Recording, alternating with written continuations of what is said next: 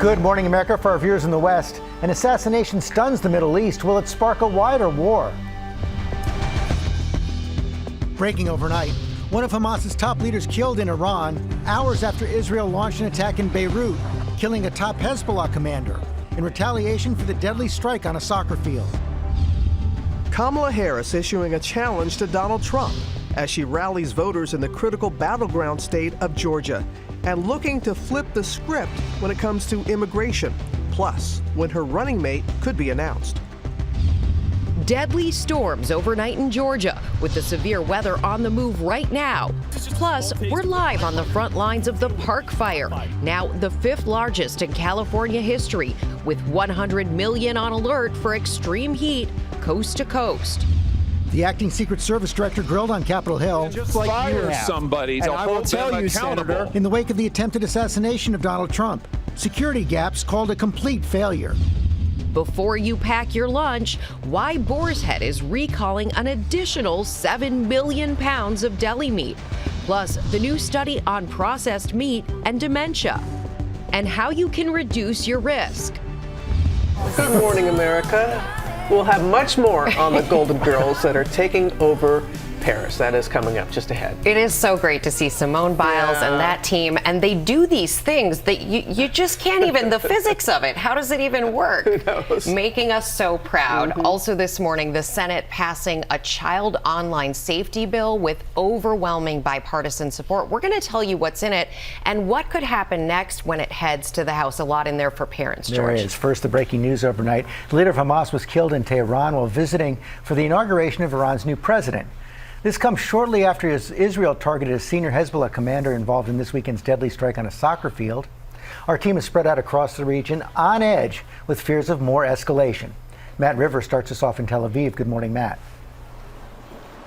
Good morning, George. This assassination has absolutely stunned this region, an attack killing the political leader of Hamas, Ismail Haniyeh, right in Tehran, the capital of Tehran. Haniyeh, according to the IDF, the Israel Defense Forces, one of the masterminds of the attack on October 7th. He was in Iran for the inauguration of its new president over the weekend. He was under their security protection. Israel not directly taking responsibility for this killing, but Iran blaming Israel nonetheless. Its supreme leader, Ayatollah Khamenei, vowing revenge, saying Israel has, quote, paved the way for a severe punishment, and we consider it our duty to avenge the blood of those who were martyred in the Islamic Republic of Iran. So a response from Iran is absolutely coming, but what that looks like and when remains to be seen. Does Iran send missiles here like it did several months ago? Does it target Israeli embassies abroad? It's all on the table. We're just going to have to wait and see, but I can tell you, Robin, few here in Tel Aviv are sleeping soundly these days. Yes, such tense times there, Matt. Okay, thank you. We're going to go to Lebanon's capital, Beirut, after the Israeli attack there. Marcus Moore has the latest on the strike. Good morning to you, Marcus.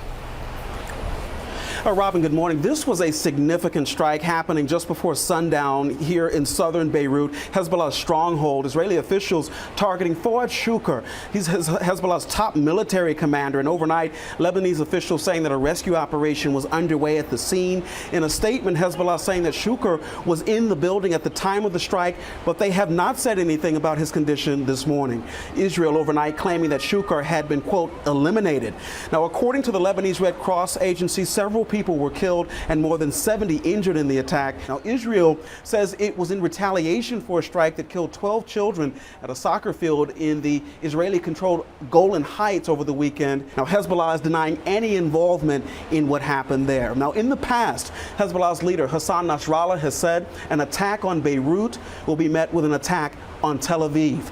People across the region now waiting to see what happens next. George. Okay, Marcus, thanks very much. Now to the race for the White House.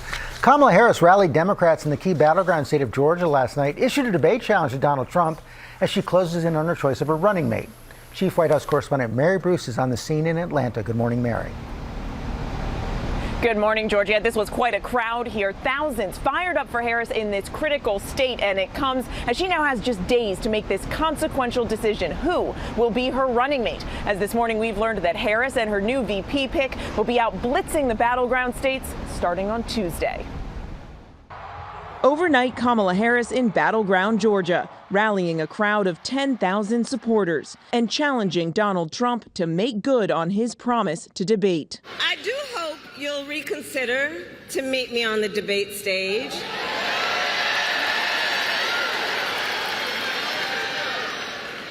Because as the saying goes, if you've got something to say, say it to my face. Harris also going head on after the issue Republicans have been hammering her on, immigration. Trying to flip the script, Harris blaming Trump for convincing Republicans to tank the bipartisan border deal earlier this year. As president, I will bring back the border security bill that Donald Trump killed, and I will sign it into law and show Donald Trump what real leadership looks like. Harris well aware that Georgia is critical. Biden narrowly won the state 4 years ago. Now Harris hoping to put it firmly back in play. If you want to keep loving your body, you know who to vote for. Harris tapping into star power with a performance by Grammy winner Megan Thee Stallion. Looking to keep the energy going, Harris now moving at warp speed. Her campaign just over a week old, but she's already expected to announce her running mate in the coming days. The two will then hit the road together, visiting several key battleground states, starting with a rally in Philadelphia on Tuesday. The Harris campaign insists the schedule is not an indication of who she may pick, even though one contender is the governor of Pennsylvania, Josh Shapiro. I trust she will make that decision on her own terms when she is ready, as she does every decision in the best interest of the country. Minnesota Governor Tim Walz joking about his own prospects. If you're the VP candidate, are you going to have to pretend you're a Green Bay Packer fan to get the Wisconsin vote? Yeah, no, I'll lose those votes, I think, in Wisconsin. I told them I'm Vikings all the way, so I might not help in that swing state. Harris hoping her pick will build on her early momentum, while Trump looks to calm the controversy swirling around his running mate, Senator J.D. Vance.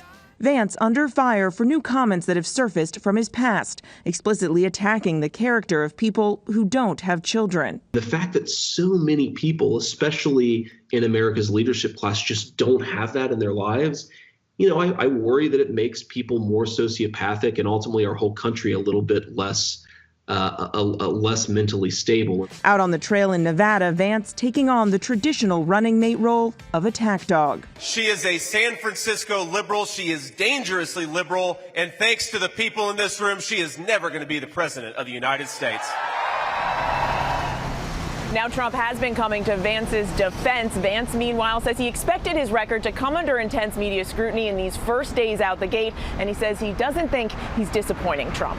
Robin. All right, Mary, thanks to you. We're going to turn now to the deadly storms overnight. The city's bracing for severe weather right now, and the extreme heat putting more than half the country on alert. Ginger, of course, tracking it all for us. Yes. Good morning. Hey, good morning. More than 230 severe storm reports in just the last 24 hours, and they're happening right now. Parts of Iowa and Illinois waking up in a severe thunderstorm watch. So Peoria, Champaign, Springfield, all on alert.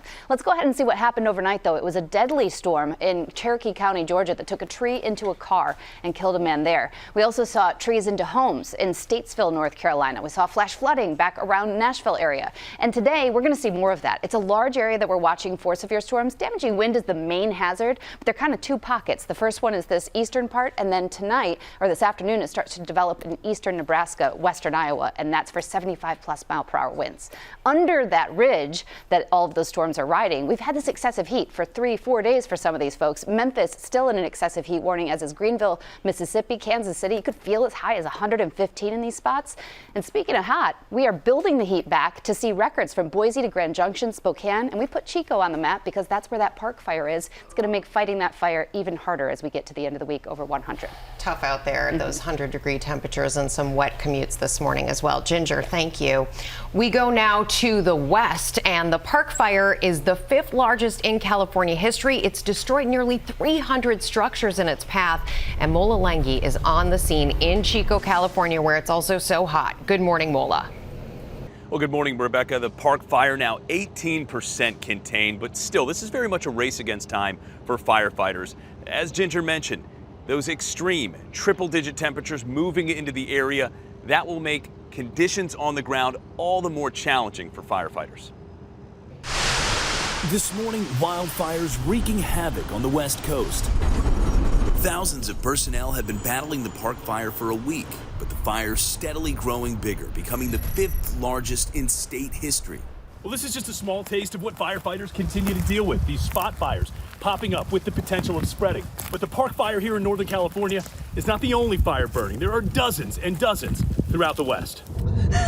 Christy and Michael Deneau of Paradise, California, lost their home in the 2018 fire that ravaged the town. Now, the home they rebuilt in Cohasset, also gone. But this time, they were able to save some priceless possessions. The most important things I grabbed was me and my brother and sister have my mom's ashes along with my dad. And so I was able to grab a few little pictures and her ashes. Firefighters in Southern California battling the Nixon fire, which has grown to more than 4,900 acres with 0% containment since Monday. And in Colorado, authorities contending with the Alexander Mountain fire and the New Stone Canyon fire, which has destroyed at least one home so far. A 42-year-old Ronnie Stout has been charged with felony arson in connection with this fire.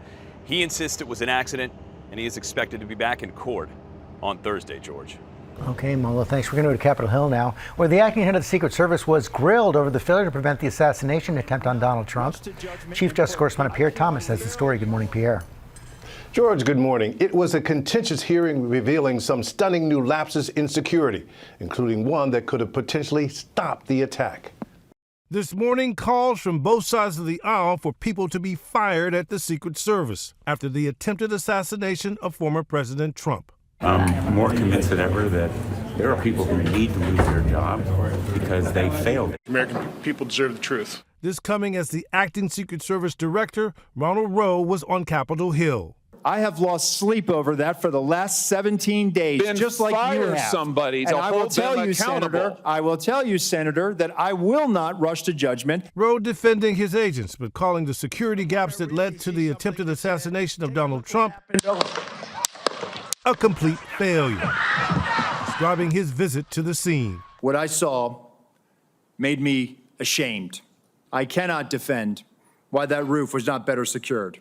Rowe displaying these images, which he says is the view that a local sniper team could have had, which he believes would have enabled them to see Thomas Matthew Crooks before he opened fire. The gold arrow indicates where the shooter fired from. Why was the assailant not seen? The acting director admitting a Secret Service counter-drone system, which could have detected the shooter and his drone, failed during the critical hours before the shooting. That is something that I briefed in the closed door, and again, something that has cost me a lot of sleep. I have no explanation for it. Okay. It is something that I feel as though we could have perhaps found him. We could have maybe stopped him. Acting Director Rowe vowing to take action. He said if the investigation reveals any Secret Service employees violated agency protocols, they will be disciplined and possibly fired. Robin? All right, we will see what happens there, Pierre. Thank you. We're going to turn now to the latest on the investigation into the deadly police shooting of Sonya Massey in her own home. Alex Perez is in Chicago with what her family is saying this morning. Good morning to you, Alex. Hey, good morning, Robin. Sonya Massey's family says they will not remain quiet until there is a conviction in this case. Now, Massey's father, community leaders, and others rallying to call for a conviction against the officer who killed Massey, former Deputy Sean Grayson, and demanding the resignation of the Sangamon County Sheriff Jack Campbell. Now, Grayson already fired from his position and charged with murder. Massey called police to report a prowler. Grayson shot Massey in her own home when she went to move a pot of boiling water from the stove. She was unarmed.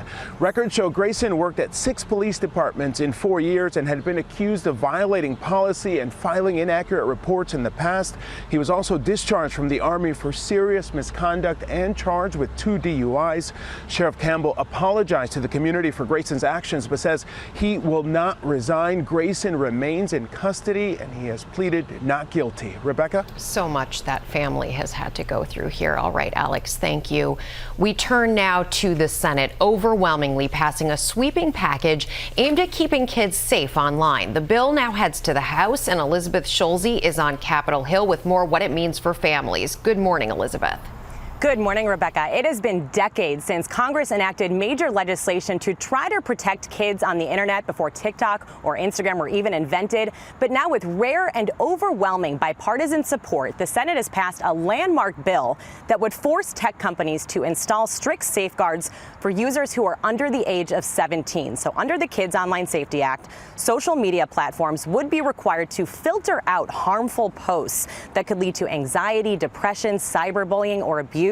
Users could opt out of addictive features like auto scrolling, and the default setting on apps would be the highest level of privacy and security. Companies that don't comply could be held liable. NetChoice, which is the lobbying group that represents big tech companies, is calling this bill unconstitutional, warning it could lead platforms to censor free speech. This legislation does still need to pass the House. Speaker Mike Johnson has said he's reviewing its details, but the House is not back in session here until September. Guys. All right, Elizabeth, thank you. Coming up, the triathlon finally takes off at the Paris Olympics. And overnight, Team USA racked up some more medals. We're going to tell Simone Biles led the Golden Girls to the top of the podium. Also ahead, the Federal Reserve gets ready to announce its latest interest rate decision, what it could mean for your wallet. And before you pack that lunch, what you need to know about the Boar's Head recall. You're going to want to hear this.